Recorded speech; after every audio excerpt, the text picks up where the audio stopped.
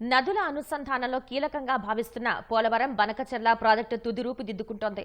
సముద్రంలోకి వృధాగా పోయే నీటిని ఒడిసిపట్టి కరవసీమను సస్యశ్యామలం చేసేందుకు సీఎం చంద్రబాబు భగీరథ ప్రయత్నం చేస్తున్నారు. ఇందుకోసం పోలవరం నుంచి నీటిని బనకచెర్లకు తరలించనున్నారు. 3 భాగాలుగా చేపట్టనున్న ఈ ప్రాజెక్టుకు దాదాపు 82,000 కోట్ల వ్యయం కానుంది.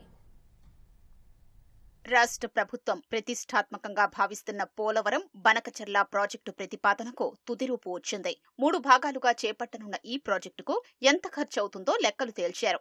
ప్రస్తుత లెక్కల ప్రకారం ఈ ప్రాజెక్టు పూర్తవడానికి దాదాపు 82,000 కోట్లు ఖర్చవుతుందని అంచనా వేశారు. ప్రకాశం బ్యారేజీ దాటిన తర్వాత సాగర్ కుడి కాలువలోకి నీటిని ఎత్తిపోయకుండానే ప్రత్యేకంగా కాలువ తవ్వి బొల్లాపల్లి జలాశయానికి నీరు మళ్లించాలన్నది తాజా ఆలోచన. అయితే ఈ మార్గంలో నీటిని తరలించాలంటే 2 టన్నళ్లు తవ్వాల్సి ఉంటుంది.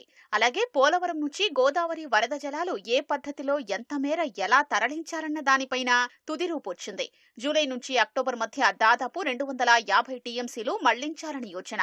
పోలవరం డీపీఆర్ ప్రకారం కృష్ణా డెల్టాకు 50 టీఎంసీలు అవసరం కాగా మిగిలిన నీళ్లు బనకచెర్లకు తరలించనున్నారు. అంటే రోజుకు దాదాపు 2.5 టీఎంసీల నీటిని మళ్లించాల్సుంటుంది. మొత్తం 3 భాగాలుగా ఈ ప్రాజెక్టు నిర్మించనుండగా తొలి భాగంలో పోలవరం నుంచి ప్రకాశం బ్యారేజీకి ఎలాంటి ఎత్తిపోతల అవసరం లేకుండానే నీటిని గ్రావిటీ ద్వారా తరలించనున్నారు. పోలవరం కుడి కాల్వకు ఎక్కడి నుంచైతే నీటిని తీసుకుంటారో అక్కడి నుంచే ఈ ప్రాజెక్టుకు నీటిని గ్రావిటీ ద్వారా తరలించనున్నారు.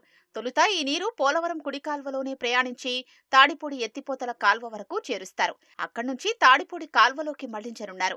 దీనికోసం తాడిపొడి కాల్వను 18,000 క్యూసెక్కుల ప్రవాహానికి తగ్గట్లుగా వెడల్పు చేయనున్నారు. దీనికి మరో 1,500 ఎకరాల భూసేకరణ చేయనున్నారు. అలా పవిత్ర సంగమానికి కొన్ని కిలోమీటర్ల దిగువన ఈ నీళ్లు ప్రకాశం బ్యారేజీలో కలుపుతారు.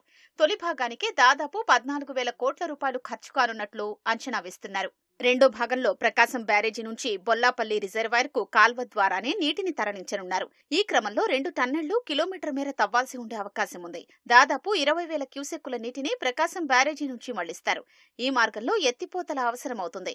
అలాగే బొల్లాపల్లి రిజర్వాయర్ను సైతం 175 టీఎంసీల నీటి నిల్వకు అనుగుణంగా విస్తరించాల్సి ఉంటుంది. సాగర్ కుడి కాల్వలోకి నీటిని ఎత్తిపోయకుండానే బొల్లాపల్లికి నీటిని తరలించే అవకాశాన్ని పరిశీలిస్తున్నారు. అలాగే మూడో భాగంలో బొల్లాపల్లి నుంచి బనకచెర్లకు రోజుకు 20,000 క్యూసెక్కుల నీటిని మళ్లించనున్నారు. అయితే బొల్లాపల్లి నుంచి బనకచెర్లకు దాదాపు 123 మీటర్ల మేర నీటిని ఎత్తిపోస్తూ తీసుకెళ్లాల్సి ఉంటుంది. పులుల అభయారణ్యంలో 34 కిలోమీటర్ల సొరంగాన్ని తవ్వి నీటిని తరలిస్తారు.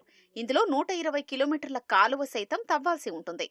ఈ ప్రాజెక్టుకు అనుమతులు, డీపీఆర్ సిద్ధం చేయడానికి దాదాపు 9 నెలలు పట్టే అవకాశం ఉంది. 2026 మార్చి నాటికి టెండర్లు పిలిచి పనులు ప్రారంభించేలా ప్రభుత్వం కసరత్తు చేస్తోంది.